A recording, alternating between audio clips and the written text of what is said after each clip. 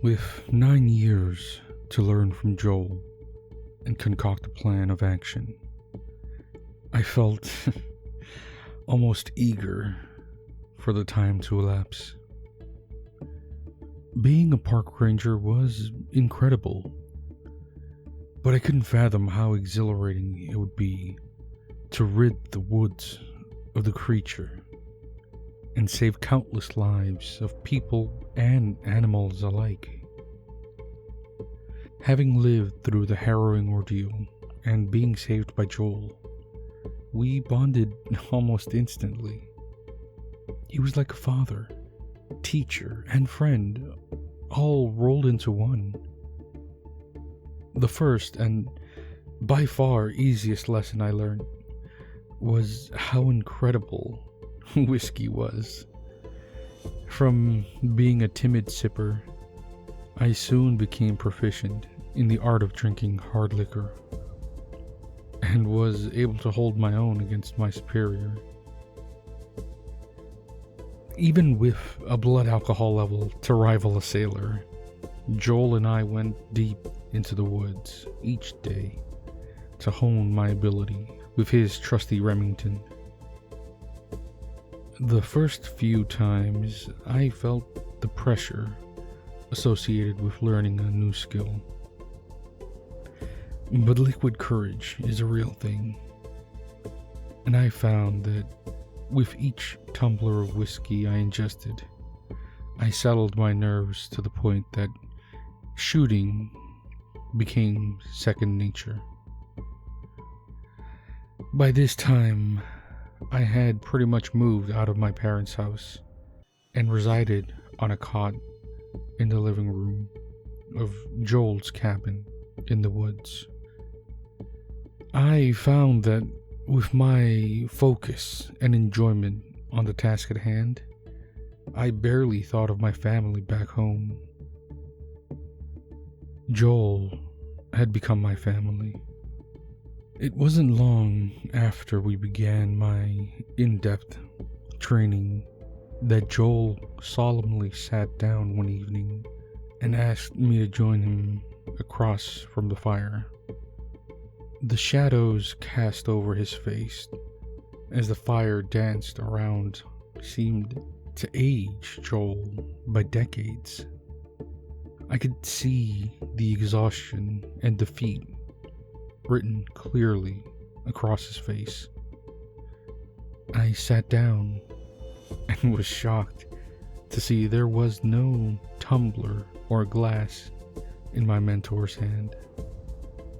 He clasped them together tightly, something I had seen him do to prevent the trembles I had witnessed many times before. I couldn't say whether the shake stemmed from alcohol abuse or the magnitude of horrors he had encountered throughout his tenure. For the first time in I don't know how long, I felt thoroughly unsettled and uncomfortable. Joel had never really opened up to me, and that night he had decided to bare his soul. I gulped whiskey throughout his talk, but none of the liquid gold seemed to warm me inside as Joel recounted his experiences with a cold and detached voice. I came to learn that Joel had actually been a family man. He had worked a job with the park conservationists and grew bored of the countless hours behind the desk when he could be out in the wild, actively being involved with the nature he had devoted his life to protect. When Joel started out, there was no actual park ranger position. A couple of the more outdoors inclined people within the office would take turns manning the cabin in the woods, ensuring hunters did not try their luck in the off-season, as well as making sure no forest fires were started or kids went missing.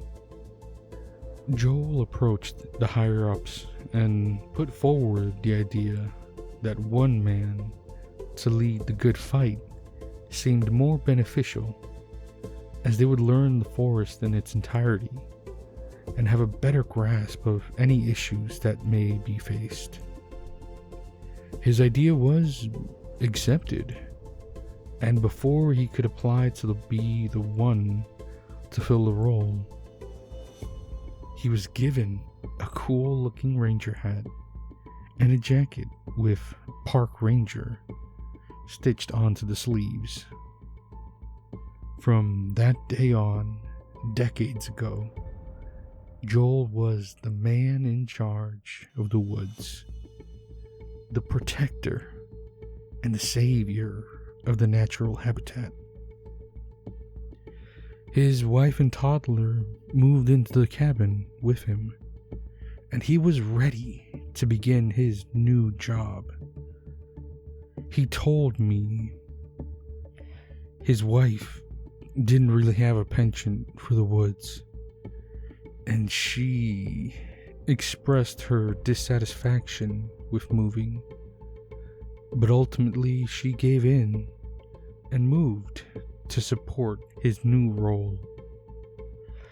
It was at this point that Joel told me that he wished he had listened to his wife. She didn't have to move into the cabin with him, but he wanted his wife by his side as he reveled in the accomplishment of being the new park ranger. Pulling out the box with the Polaroids, Joel laid pictures of desecrated animals across the table, all marked with the dates the pictures had been taken. He explained that not many years after he first took the job, he heard that demonic scream and saw victim number 1. The picture had the oldest date, and caught on film was a pile of blood and animal meat. I couldn't discern what the creature was, but Joel assured me it was a deer. There was nothing in the picture to confirm this, and my stomach turned at the sight of how badly shredded and obliterated the alleged deer was. It looked as if the animal had been put through a wood chipper and then diced up for good measure. Joel explained that he heard the scream in the late afternoon, and when he went to investigate, he was greeted by the vile sight he photographed. He had assumed it was some sick group of people that enjoyed animal mutilation, as the trees and leaves had been sprayed by the life leaving the animal's body. Nothing looked even relatively eaten, so it had to be sadist, simply committing an unspeakable act to the animal. Joel soon learned that it was, in fact, an animal of some kind that had done this. As while he was taking a picture of the mess, he heard that soul-snatching scream echo from the direction of the cabin. The sight in the cabin easily eclipsed the horror Joel had found in the woods. The tears in his voice drew a stark parallel to the anger I could hear in his voice. I found myself unable to look at him as he continued with his story. Thankfully, Joel spared me the grotesque details of the tragedy that befell his family. Having seen photographs of the animals that had crossed this creature's path, I felt I had a good understanding of what Joel had seen. Throughout my time knowing Joel, we had discussed what we thought the creature was numerous times. He had recounted many occasions where he happened upon dismembered animals and even seen the creature's burning red eyes. But through all the theories, stories, and encounters, not once had he mentioned his family. I don't know why I never thought to ask, but in hindsight, I'm extremely glad that I never brought it up. I sat silent after hearing that jaw-dropping story. I stared down intently at my drink, swirling the brown liquid as the fire crackled and jumped. I'll remember the words that followed from Joel up until the day I die. Pulling out another Polaroid shot that was folded and tucked into his wallet, he told me, "I don't hunt this beast because I'm a good person. I hunt it because I want it to pay for what it did to my family." I sat shocked, more so than at the beginning of the story. Joel picked up the bottle of whiskey as he lumbered towards his room. I saw him raise a burly hand to his face as he walked away, undoubtedly wiping away tears after recounting the most traumatic day of his life. He grunted a good night to me and left me sitting, gazing at the fire. With the grotesque images of his torn apart family replaying in my mind, I mumbled my goodnight back and finished my whiskey in a long gulp.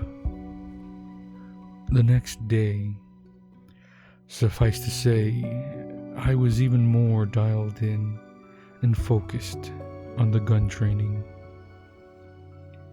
Joel felt like family to me, and so hearing that the people he cared about were so cruelly taken from him made my drive to slay the creature grow tenfold.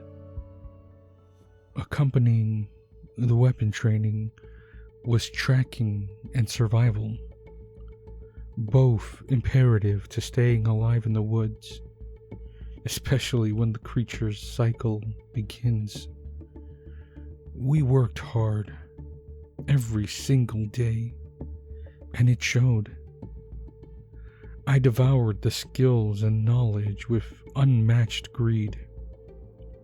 I was determined to surpass Joel's skills and ensure that this creature never harmed anything ever again.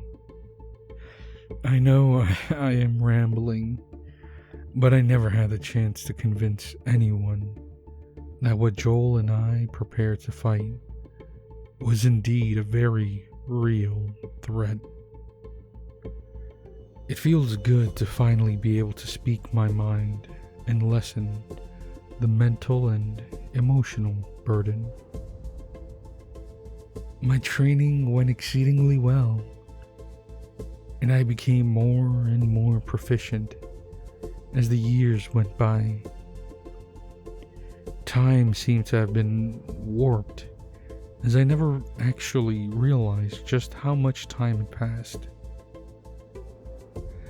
I snapped back to reality when I saw Joel start shaking again. When I asked him what the matter was, he looked at me with an incredible mix of anger and fear. And immediately I knew we had come full circle, and the cycle of the creature was upon us. All the years of preparation and training seemed futile as I felt my blood run cold, and an impending sense of doom lingered over me. It's bound to start any day now, son, Joel told me as he removed the rifles and accompanying ammunition from the gun safe. Not even 3 days later, we heard the demonic scream that seemed to be a signal that the nightmare was set to begin. We walked around the woods the next morning, and sure enough, we found an almost exact replica of the meat pile from Joel's photography collection. Rather than walk around and be vulnerable, we decided that establishing a plan was our best option to stay alive. Due to lack of knowledge surrounding the senses this creature possessed, hiding in shrubbery near the bait would be risky. We would bind the deer in place on various paths throughout the woods. The creature seemed to emit that treacherous sound every time it murdered, and so we would most likely hear when it took our bait. We would then rush to the point of the massacre and hope the two of us were competent enough shooters to blow the creature's head off. As we discussed the plan, I felt the fear diminish and be replaced by slight excitement to kill this beast. With the deer in place, we returned to the cabin and bolstered our courage with the nectar of the gods. Not a word was spoken as we sat waiting for even the slightest sound to travel through the woods. Joel held his whiskey in one hand and the picture of his family in the other. Almost as if we were in sync, with the last sip from Joel's glass, the scream pierced the silence.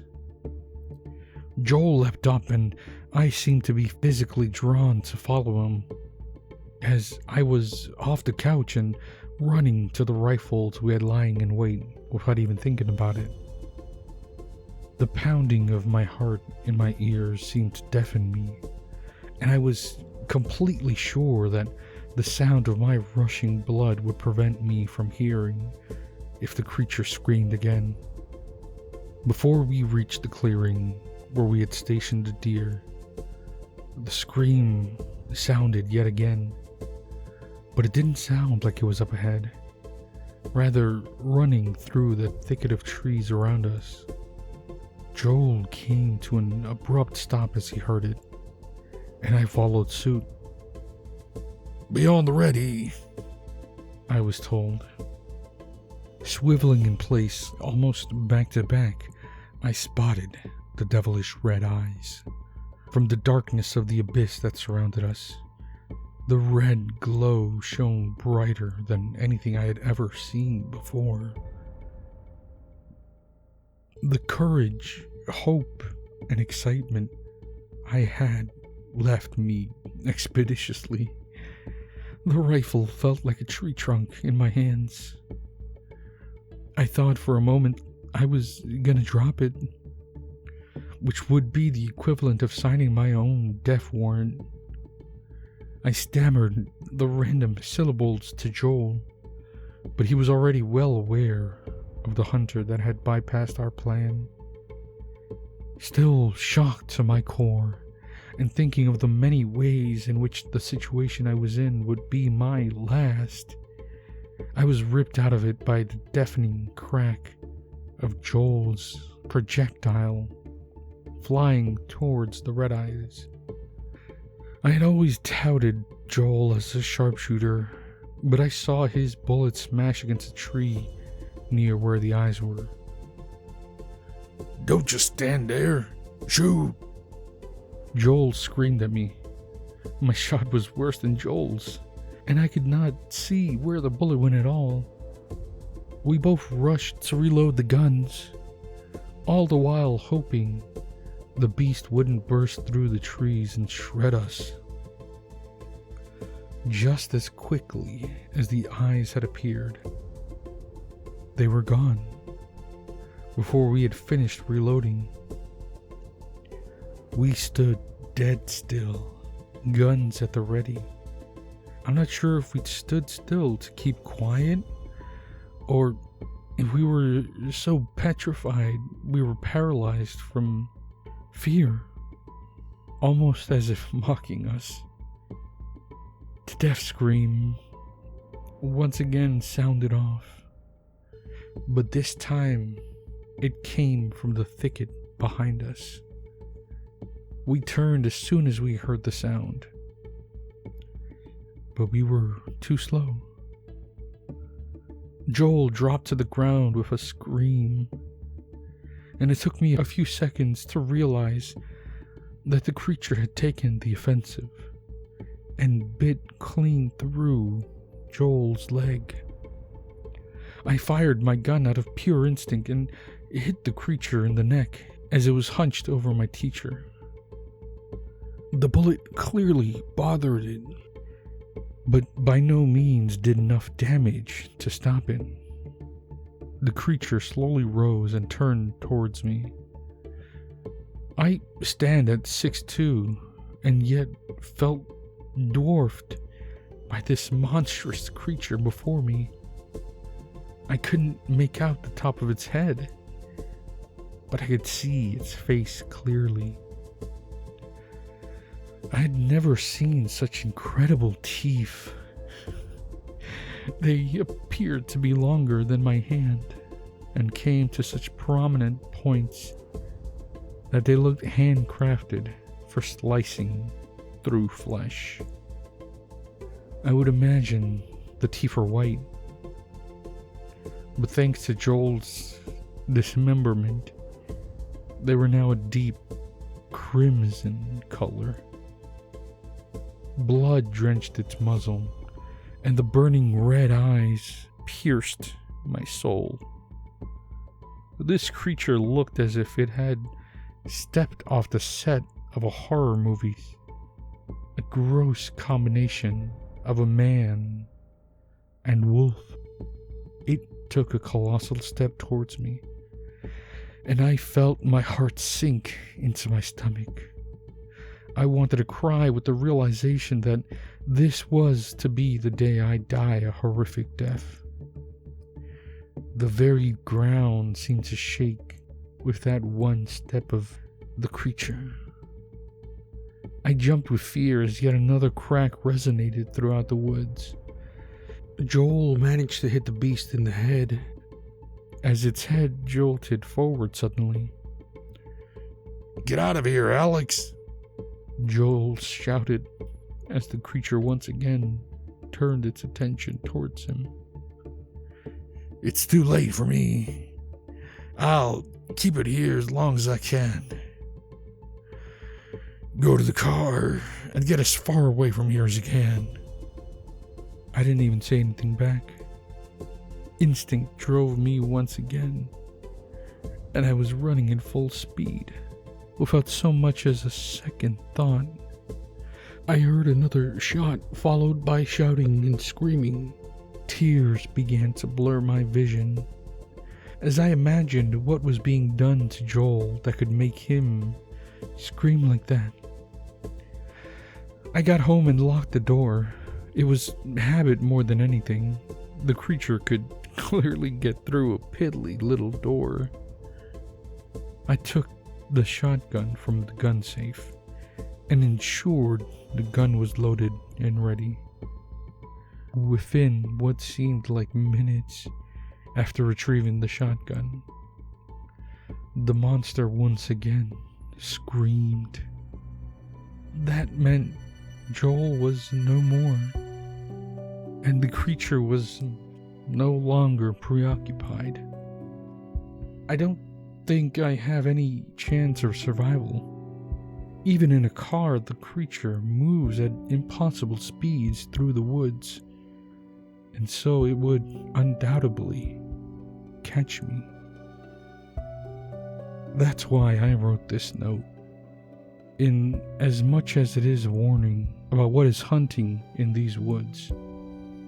It is also an obituary of sorts for Joel. He worked endlessly to save people's lives and received not one thank you. So I hope that you, whoever finds this, can grant him the appreciation he deserves. I wish I could tell you more. I wish I could give you answers on how to defeat this beast. I hate to say it, but this thing must be the actual devil. I don't think anything can be done about it. The woods are its hunting grounds. Nothing can make it leave. Take the Polaroids and spread them around town to warn people and encourage them to stay as far away from the woods as possible. I doubt I have much time left before it gets to me. Hopefully, I'll manage to finish this whiskey. At the very least. Good luck. Your park ranger, Alex Sherman.